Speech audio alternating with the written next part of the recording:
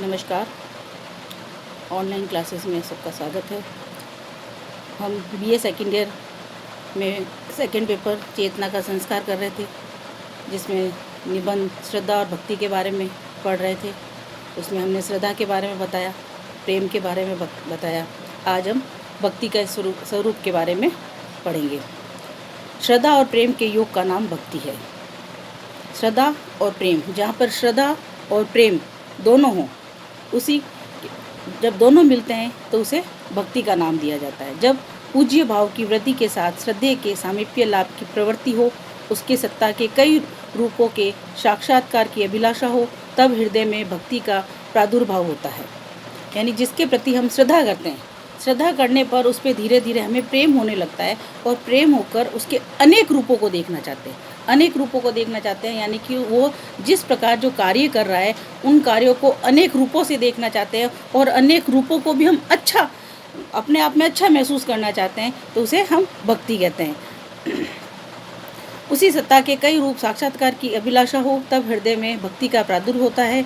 जब श्रद्धेय के दर्शन, श्रवण, कीर्तन, ध्यान आदि में आनंद का अनुभव हो, यानी कि श्रद्धेय के, जिस पर हम श्रद्धा कर रहे हैं, उसके दर्शन यानी उसको देखना, सुनना, कीर्तन करना, यानी कि उसके बार बार उसका व्याख्यान करना, उसका उद्धान करना आदि, सब में हमें आनंद की अनुभूति होती है, यानी हमें अच्छा लगता है, तब भक्ति का रूप आता है। विशेष तौर पर अतिरिक्त अन्य बातों की ओर भी मन आकर्षित होने लगे, हृदय में भक्ति रस का संचार होता है। भक्ति रस का यानी कि हमें उसके गुणगानों को करना अच्छा लगना, भक्ति का संचार होना। जब श्रद्धेय का उठना, बैठना, चलना फिरना, हंसना, बोलना, क्रोध करना आदि भी हमें अच्छा लगना है। यानी कि कभी किसी कार्य के लिए वो हमें डांट भी देता है, भला बुरा भी कह देता है, तो हमें अच्छा लगता है। उसका चलना, उठना, उसकी हर एक प्रवृत्ति हमें अच्छी लगने लगे, तो वह भक्ति का रूप ले लेती है। भक्ति की अवस्था प्राप्त होने पर हम अपने जीवन क्रम का थोड़ा बहुत अंश श्रद्धेय को समर्पित करने को प्रस्तुत होते हैं, और जब हमें वो अच्छा लगने लगता है, तो हम हमारे जीवन क्रम में थोड़ा बहुत अंश, यानी कि हम भी उसके लिए कुछ करने के लिए, कुछ अंश देने के लिए तैयार हो जाते हैं, तो वो हम उसकी ओर समर्पित होने लगते हैं, और उनके जीवन क्रम पर भी अपना कुछ प्रभाव रखना चाहते हैं। यानी कि हम अपने जीवन क्रम पे भी, अपने जीवन पर भी ये रखना चाहते हैं कि हम भी उसी की तरह कार्य करें, हम भी उसी की तरह चले, उसी की तरह कार्य करें, उसी की तरह सराहना करें, यानी कि उसके अनुरूप अपने आप को ढालना। कभी हम अर्पण करते हैं तो कभी याचना करते हैं। अर्पण करना यानी कि उसके हमारे कर्म को उसकी ओर समर्पित करते हैं, तो कभी हम याचना करते हैं कि उसका सदैव भला हो, उसका सदैव अच्छा हो। सारांश यही कि भक्ति द्वारा भक्ति भाजन में घनिष्ठ संबंध स्थापित करते हैं, उसकी सत्ता में विशेष रूप से योगदान देना चाहते हैं। यानी कि हम अपने बीच में और श्रद्धेय के बीच में, जिसके प्रति हम श्रद्धा रख रहे हैं, हमारे बीच में घनिष्ठ गहरा संबंध रखना चाहते हैं, और एक विशेष योगदान देना चाहते हैं कि हम उनसे इस तरीके से जुड़े हुए हैं। भक्ति में किसी ऐसे सानिध्य की प्रवृत्ति होती है, इस प्रकार का सामीप्य लाभ करके हम अपने ऊपर पहरा बैठा देते हैं। यानी कि हम अपने ऊपर पहरा बैठा देते हैं, यानी कि हम जो कार्य कर रहे हैं, तो हमारे मन की जो भावनाएं होती है, वो भावना ये चाहती है कि हम उसी की तरह कार्य करें, हम उसी की तरह दिखे। यानी कि हमारे ऊपर हम किसी का आरोप प्रत्यारोप करना चाहते हैं कि हम उसी की तरह कार्य करें। अपने को ऐसे स्वच्छ आदर्श के सामने कर देते हैं, जिसमें हमारे कर्मों का प्रतिबिंब ठीक ठाक दिखाई पड़ता है।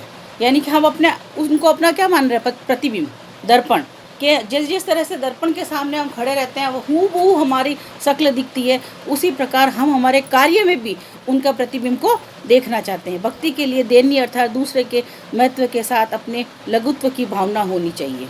भक्ति में दैन्य यानी कि दयालुता की भावना, और उसके साथ साथ लघुत्व को, अपने आप को जब मनुष्य छोटा समझता है, अपने आप को तुच्छ समझता है, तभी वो कोई कार्य कर सकता है। अगर उसके मन की ये भावना, हम पहले भी कह चुके हैं, ये भावना जब आ जाती है कि मेरे अलावा दुनिया में कोई कार्य नहीं कर सकता, तो हम कभी भी अच्छा कार्य नहीं कर सकते हैं। जब हमारे मन में ये होगा कि नहीं, कर तो सभी सकते हैं, लेकिन हम कोशिश करते हैं कि हम ऐसा कार्य करें जो किसी के काम आए, जो किसी के लिए अच्छा हो, तब हम अपने आप को जब तक तुच्छ नहीं मानेंगे, छोटा नहीं मानेंगे, लघु नहीं मानेंगे, तब तक हम कोई भी अच्छा कार्य नहीं कर सकते। अच्छा, दूसरी बात, जब हम किसी कार्य को करने के लिए अगर ये चाहे कि हम ये कार्य करें और अगला हमारी प्रशंसा ही करे, तो ज़रूरी नहीं है कि वो हमारी प्रशंसा करे, लेकिन हमें अगर ये है कि हमें तो ये कार्य करना है, चाहे किसी को अच्छा लगे या नहीं लगे, चाहे कोई प्रशंसा करे या नहीं करे, चाहे कोई देखे चाहे नहीं देखे, तभी हम वो कार्य अच्छा कर सकते हैं, तभी हम श्रद्धा के पात्र बन सकते हैं। इस भावना को जब हम मुक्त हृदय से प्रसन्न होकर धारण करेंगे और दूसरे पर श्रद्धा कर लेंगे, तब हम उसके महत्व के साक्षात्कार के लिए अनेक रूपों में परिचय के लिए उसके सामीप्य की इच्छा करते हुए उस श्रद्धा में प्रेम का मिश्रण करेंगे और अपने बहुत सी क्रियाकलापों को अपने पूज्य प्रेम पात्र को अधीन करके स्वयं महत्व के अभ्यास में प्रवृत्त हो जाएंगे। जब ये भावना हमारे मन में रहेगी, तभी हम किसी और के काम की प्रशंसा भी कर सकेंगे और तब हम हमारे काम के प्रशंसा योग्य पात्र भी बन सकेंगे। अगर हमारे मन में थोड़ी बहुत भी अहंकार की भावना आ जाती है, तो ना तो हम किसी की प्रशंसा कर पाएंगे, क्योंकि अगर हम कहेंगे कि नहीं उसने ये कार्य किया, उसने ये कार्य किया, तो हमारे मन में होगा कि जो भी सुन रहा है वो मेरे प्रति नहीं बल्कि उसके प्रति आश्रित ज़्यादा हो जाएगा, तो हम कभी भी किसी की प्रशंसा नहीं कर सकेंगे। और अगर कोई कार्य करते समय भी हम सोचते हैं कि नहीं मेरा कार्य सबसे सराहनीय होना चाहिए, तो भी हम अच्छा कार्य नहीं कर सकते। तो ना तो हम किसी के प्रशंसा के पात्र बन सकेंगे, ना किसी की प्रशंसा कर सकेंगे। किसी के प्रति आप श्रद्धा का भाव रखते हो, तभी आप दूसरों को अपने प्रति श्रद्धा का भाव रखने के लिए अपने मन में विचार ला सकते हो। जनसाधारण के लिए इस प्रकार के आश्रय द्वार महत्व प्राप्त सुगम होते हैं। मतलब जो साधारण मनुष्य है उसके लिए ये रास्ता सुगम होता है, सरल होता है, क्योंकि जब तक मनुष्य सरलता से जीवन जीता है तब तक वो बहुत कुछ अच्छा कर सकता है। जब भी उसके मन में कुछ थोड़ा बहुत भी अहंकार आ जाता है, जनसाधारण से ऊपर उठ करके मैं तो सबसे अलग हूँ, तब ये भाव आने पर वो कभी भी अच्छा कार्य नहीं कर सकता। पहले कष्टकर और श्रम साध्य जान पड़ता है, वही भक्ति के बल से मनोहर लगता है। अगर क्योंकि देखो कोई भी कार्य करते हैं तो सहजता से हमें कुछ भी नहीं मिलता है, कष्ट सहन करके, यानी कि कुछ कहते हैं कुछ पाने के लिए कुछ खोना पड़ता है। तो जब तक हम कष्ट नहीं पाएंगे, जब तक हम किसी का कुछ सुन नहीं पाएंगे, जब तक अपने आप में कुछ ऐसा महसूस नहीं कर पाएंगे, श्रम साध्य नहीं कर पाएंगे, मेहनत नहीं कर पाएंगे, तब तक हम किसी का ना भला कर सकते हैं, ना किसी को भला करते हुए देख सकते हैं। सामीप्य से अभिप्राय केवल किसी के साथ साथ रहना नहीं, श्रवण कीर्तन और स्मरण सामीप्य के विधान हैं। सामीप्य का मतलब ये नहीं किसी के साथ साथ रहना, नहीं, साथ साथ रहने के साथ साथ उसके अच्छे बुरे सारे कार्यों पर ध्यान देना और ध्यान देने के साथ साथ में उसे भी अवगत कराना और अपने आप में भी ये सीख लेना कि हमें क्या करना चाहिए और क्या नहीं करना चाहिए। उसके लिए क्या दिया? श्रवण, यानी कि सुनना। खाली इंसान बोलता ही है, अगले वाले को सुनाता है तो भी वो कुछ सीख नहीं पाता। श्रवण यानी कि सुनना। जब हमें सुनने की क्षमता होगी, हम किसी को सुनेंगे तभी हम कोई कार्य कर सकेंगे। कीर्तन करना यानी कि किसी की प्रसन्नता को बार बार दोहराना कि उसने ये अच्छा किया, उसने ये अच्छा किया। स्मरण याद रखना कि नहीं उसने हमारे साथ उस समय अच्छा किया था, तब हम आज इस स्थान पर हैं। ये नहीं किसी ने कुछ किया तो हम उसका सब कुछ भूल जाए कि नहीं क्या हो गया, हमारे किस्मत में था, हो गया। नहीं, जब तक हम सुनने की क्षमता नहीं रखेंगे, जब तक किसी के गुण गान का हम कीर्तन नहीं कर पाएंगे, जब हम किसी को याद नहीं रख पाएंगे, तो तब तक हम उसके साथ सामीप्य पे नहीं रह सकेंगे। बाह्य और आंतरिक दोनों प्रयत्नों से सामीप्य की सिद्धि होती है। सामीप्य साथ रहना खाली शारीरिक रूप से नहीं, मन से भी। बाह्य शरीर से और आंतरिक यानी कि मन से हम अगर किसी के साथ रहेंगे तभी हम किसी का अच्छा या किसी के प्रति हम श्रद्धा के पात्र बन सकते हैं। स्मरण द्वारा अपने आराध्य को, उसके कर्म क्षेत्र को अपने हृदय के सामने उपस्थित करता है। यानी कि हम जब याद रखेंगे कि उसने हमारे उस समय ये कार्य किया, तब आज हम इस स्थिति में हैं, ये चीज़ हम जब याद रखेंगे तभी हम हमारे हृदय में उसको जगह दे पाते हैं। यह कहा जाता है कि जब इष्ट के कर्म क्षेत्र के सामने लाते हैं तब उसे ऐसे लोग भी आ जाते हैं जिस पर हमारी भक्ति नहीं होती, परंतु इसके द्वारा हमारे इष्ट के स्वरूप का पूर्ण विकास दिखाई देता है। इष्ट यानी कि हम जिसकी पूजा करते हैं, जिसे हम मानते हैं, उन भगवान को हर मनुष्य अपने जीवन में किसी न किसी भगवान को विशेष महत्व देते हैं। वैसे तो सभी भगवान को मानते हैं, लेकिन कई कहते हैं उन भगवान की आराधना 2 बार। तो उसी प्रकार जैसे हम भगवान को याद करते हैं और भगवान के स्वरूप को याद करते हैं, और उसी प्रकार जो श्रद्धा कर रहा है उसके स्वरूप को भी हम बार बार याद करते हैं, बार बार उसके गुणों को याद करते हैं, बार बार उसके काम को याद करते हैं, तभी वो भक्ति का रूप लेता है। यदि राम हमारे काम के हैं तो रावण भी हमारे काम का है। क्यों कि देखो, राम काम का क्यों है? क्योंकि रावण का वध किया इसलिए, लेकिन रावण को भी कम नहीं समझा जाता है। रावण भी अपने इष्ट के प्रति, इष्ट देव कौन थे? शिव। अपने इष्ट के प्रति बहुत अधिक जागरूक थे, वो अपने इष्ट को बहुत ज़्यादा मानने वाले थे। एक में हम अपने लिए प्रवृत्ति के क्रम पाते हैं तो दूसरे में निवृत्ति के, यानी कि प्रवृत्ति के एक में ये प्रवृत्ति है कि हमें अच्छे कार्य करने, तो दूसरा उसको अच्छे कार्य करने के लिए उकसाना, उसको अच्छे कार्य करने के लिए प्रेरित करना। तो हम दोनों अपने अपने जगह अलग महत्व रखते हैं। एक में हम आपके लिए प्रवृत्ति का क्रम पाते हैं तो दुराचारी यदि अपने दुराचार का फल संसार के सामने पूर्ण रूप से भोग लेता है तो वह समाज के लिए उपयोगी होता है। क्योंकि जब एक बुरा होगा तभी तो दूसरा अच्छा करने के लिए उसके सहयोग में होगा। जब कोई बुरा होगा ही नहीं तो उसका अच्छा करेगा कौन? राम के हाथ से मारे जाने से रावण के जीवन का सार्थक हो जाता है। देखो, रावण भी ये चाहता था कि मेरी मृत्यु किसके हाथ हो? राम के हाथ हो। जब तक राम के हाथ उसकी मृत्यु नहीं होती तब तक उसको खुद को पूर्ण तरह से मोक्ष नहीं मिलता। तो वो इसी तरीके से, वो अगर रावण नहीं होता तो राम की भी इतनी सफलता कभी नहीं मिलती।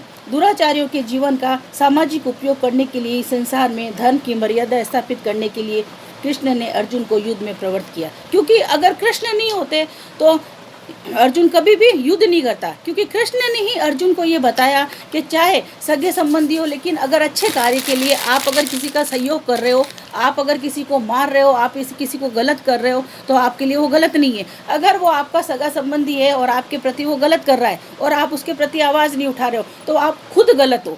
यानी कि आप गलत को सहन करने वाले, जो गलत कर रहा है उसके बराबर के गलत माने जाते हो।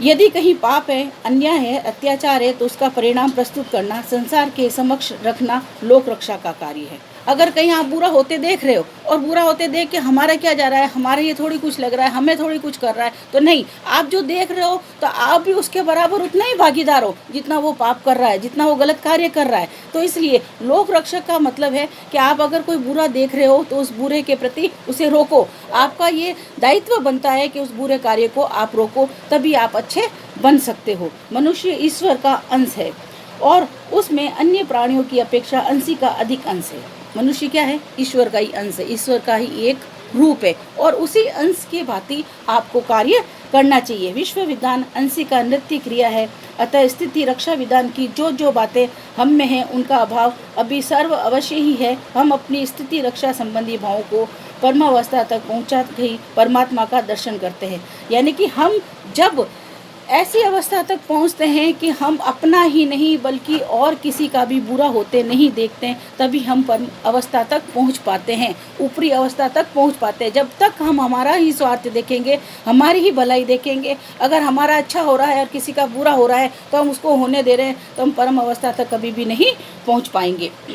हम उसे धर्म में दयामय प्रेममय मानते हैं और प्रेम उसी का रूप होता है जिस रूप में मनुष्य जाति को उसकी आवश्यकता पड़ती है। प्रेम का वही रूप है जो हर मनुष्य जाति को उसका आवश्यक होती है। अत्याचारी से पीड़ित होकर मनुष्य उसके कोप का आह्वान करता है, आपदाग्रस्त होकर ईश्वर की दया का भिखारी होता है, सुख से संपन्न लेकर उसे धन्यवाद के लिए हाथ उठाता है तथा भक्ति से पूर्ण होकर उसके आश्रय की कामना करता है। कोप, अगर किसी का कोप मनुष्य की ये प्रवृत्ति है, अगर वो भगवान से कहता है कि मेरा ये कार्य हो जाता है और मैं आपको इतने रुपए का प्रसाद चढ़ाऊँगा या फलानी चीज़ चढ़ाऊँगा, लेकिन अगर उसका कार्य नहीं होता है तो भगवान एक बार का मनुष्य उस भगवान से भी रुष्ट हो जाता है, भगवान से भी कोप हो जाता है। और अगर ऐसी आपदाग्रस्त में भगवान की प्रार्थना करते करते भी अगर आपदा उस पर आ जाती है तो कहते हैं भगवान क्या काम के। तो जब वो भगवान पर भी आरोप लगा सकते हैं तो मनुष्य मात्र पर आरोप लगाना तो स्वाभाविक है। वो दया की भीख भी भगवान से ही मांगता है, भगवान से ही सब कुछ लेने की उम्मीद करता है और भगवान से ही वो कहता है कि आप किस काम के, आपने तो उस पैसे वालों के, वो पैसे वाले के ये कर दिया, पैसे वालों के वो कर दिया, हमारे तो आपने कुछ भी नहीं किया। सुख से संपन्न लेकर उसके धन्यवाद के लिए हाथ उठाते हो, लेकिन जब अच्छा होता है तो आप उसके धन्यवाद के लिए हाथ भी बढ़ाते हो, यानी कि प्रसाद भी चढ़ाते हो। बल्कि वह प्रसाद खाता कौन है? मनुष्य स्वयं खाता है, लेकिन फिर भी एक आस्था के नाम पर प्रसाद चढ़ाते तथा भक्ति से पूर्ण होकर उसके आश्रय की कामना करते हैं। अपने व्यवहार पथ में आश्रय प्राप्ति में निबित मनुष्य के लिए ईश्वर की स्वानुरूप भावना ही संभव है। यानी कि अपने स्वयं के रूप को भगवान का रूप मानते हुए ही मनुष्य का कार्य करना चाहिए। स्वानुभूत के द्वारा वह परमानुभूत को साक्षात कर सकता है। यानी कि अपने इस अनुभूति को के द्वारा ही वो उस परमानंद ईश्वर की अनुभूति को साक्षात्कार यानी कि आमने सामने देख सकता है। अपने आप को भगवान का रूप मानते कि मुझे भगवान ने इस कार्य के लिए भेजा है, मुझे इसका ये कार्य करना चाहिए, मुझे उसके ये तकलीफ को, इस कष्ट को दूर करना चाहिए। तब आप उस अपने आप को परमात्मा का रूप मानकर ये अनुभव करेंगे, तभी आप श्रद्धा के पात्र बनेंगे और तभी आप भक्ति में अनुरूप होंगे। भक्ति का स्थान मानव हृदय है, वही श्रद्धा और प्रेम के संयोग से उसका प्रादुर्भाव होता है। भक्ति का स्थान मानव का हृदय है। तो मनुष्य के हृदय में अगर भक्ति आती है तभी वह भक्ति का रूप होता है और उसी के द्वारा श्रद्धा होती है। अगर आपके मन में भक्ति होगी तभी आप उसके प्रति श्रद्धा कर सकेंगे। क्यों कि देखो, अगर श्रद्धा होती है तो हमारे हिंदू धर्म में एक पत्थर को भी भगवान का रूप मान लिया जाता है और पत्थर के भगवान का रूप मानकर और अपने आप में उसमें इतनी श्रद्धा के भाव पैदा कर देते हैं कि अगर कोई कार्य हो रहा है तो उसके मन में यही भाव आते हैं कि इस पत्थर के भगवान ने हमारे ये कार्य किए। जब हम एक पत्थर के भगवान को भी इतना आदर सम्मान दे सकते हैं, इतनी श्रद्धा दे सकते हैं, तो साक्षात एक मनुष्य के रूप में अगर आपके जीवन में कोई अच्छा कार्य करता है तो उसे भी भगवान का रूप मानकर उसके प्रति श्रद्धा के भाव ला सकते हैं। भक्ति प्राप्त होने पर मनुष्य परमात्मा से विशुद्ध रूप का सामीप्य चाहता है। जब भक्ति प्राप्त हो जाती है, जब हमें लगता है कि हम भगवान में लीन हो गए, हम में अच्छे गुण आ गए, तो वो परमात्मा के विशुद्ध रूप वो चाहता है कि परमात्मा से, भगवान से उसका साक्षात्कार हो, आमना सामना हो। वह अपने हृदय में स्थितिशील शक्ति और सौंदर्य के भाव को पूर्ण रूप से परमात्मा में देखता है, जिससे उसका हृदय प्रसन्न हो जाता है। लेकिन वो किस में दिखता है? वो मनुष्य में, स्वयं में दिखता है। स्वयं में कैसे दिखता है? आप अच्छे कार्य करो, क्रोध मत करो, किसी के भी कष्ट आने पर, किसी के भी दुखों को अपना दुख समझकर कार्य करो, किसी गरीब की सहायता करो, हर समय हर कोई कार्य करने पर तत्पर हो, कभी भी क्रोध मत करो, कभी भी लालच मत करो, अपने मन में अहंकार मत हो। तो स्वयं क्या हो? एक भगवान का रूप ही है। तब जब ये सारी भावनाएं मनुष्य के स्वयं के अंदर आ जाएगी तो वो अपने अंदर एक परमात्मा का रूप महसूस करता है, जिससे उसका हृदय प्रसन्न हो जाता है और वो हमेशा हर एक काम में, अपने स्वयं के काम में वो प्रसन्नता महसूस करता है। उसे अच्छा लगता है कि मैंने ये कार्य किया है, उससे वो संतुष्ट होता है।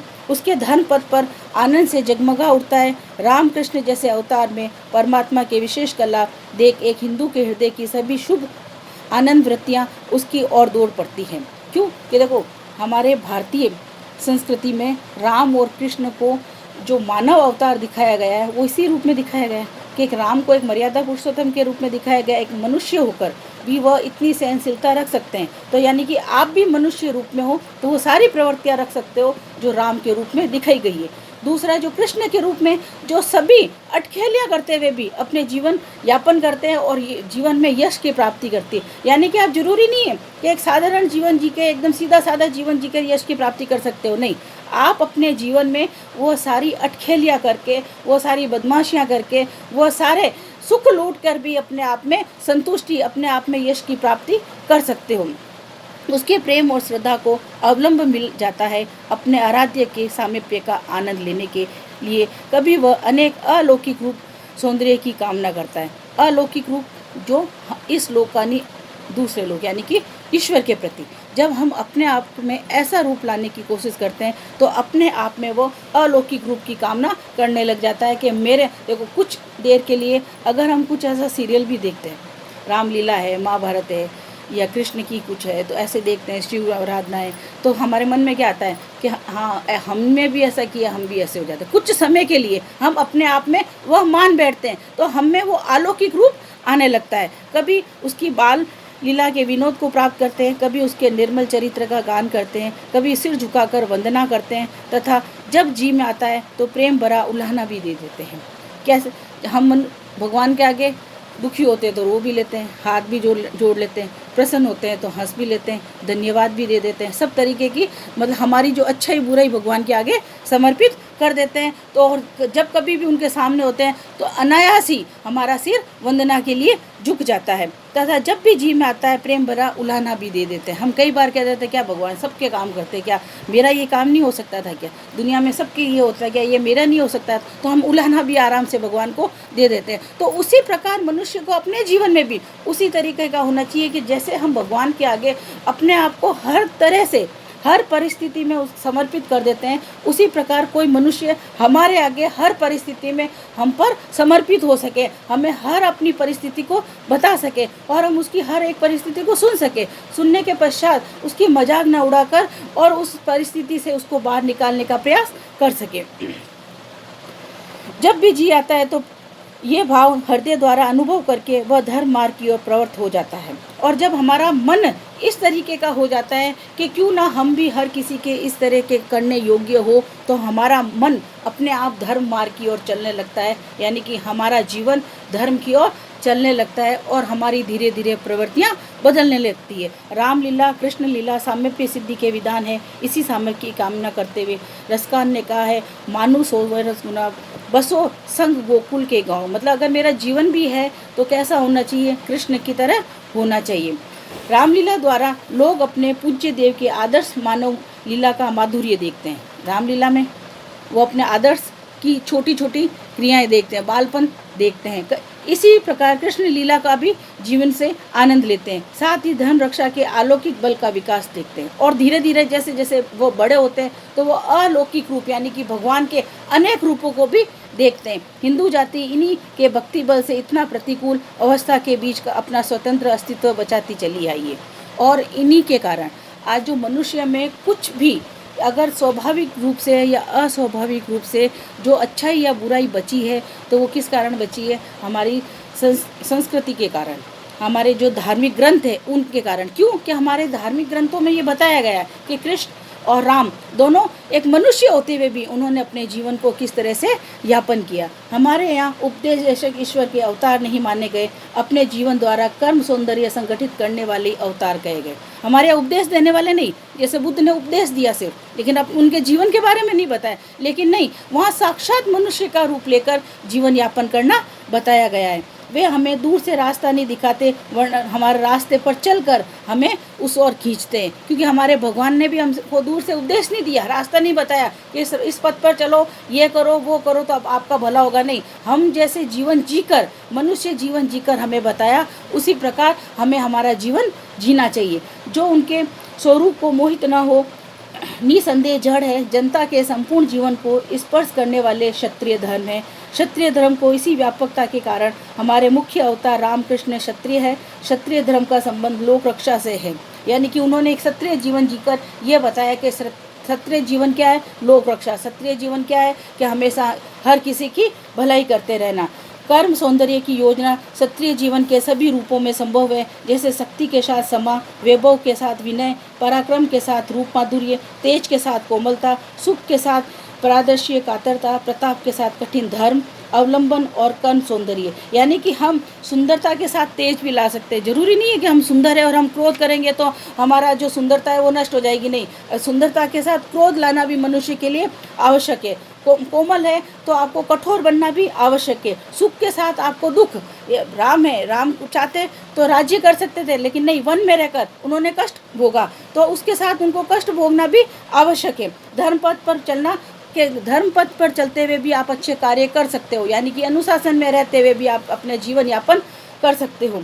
उदाहरण शास्त्रीय धर्म में ही प्राप्त हो सकता है, अन्यत्र कहीं नहीं। ऐसे उदाहरण जो हमारे शास्त्र है उसी में प्राप्त हो सकते हैं और किसी के शास्त्रों में प्राप्त नहीं हो सकते। इसी कारण शास्त्र धर्म का पालन आवश्यक संसार में हमेशा बनी रही है। कोई भी युग हमें हटा नहीं सकता। कोई भी युग हो, अगर हम अपने धर्म पर अड़िग रहते हैं, हमारे शास्त्रों पर अड़िग रहते हैं, तो कोई भी धर्म ऐसा नहीं है कि जो हमें पीछे हटा सकता है। तो इसी तरीके से ये भक्ति का स्वरूप बताया गया है और यहीं पर हम चेतना का संस्कार में श्रद्धा और भक्ति जो निबंध है वह समाप्त होता है। अगली क्लास में हम इसका अगला निबंध लेंगे।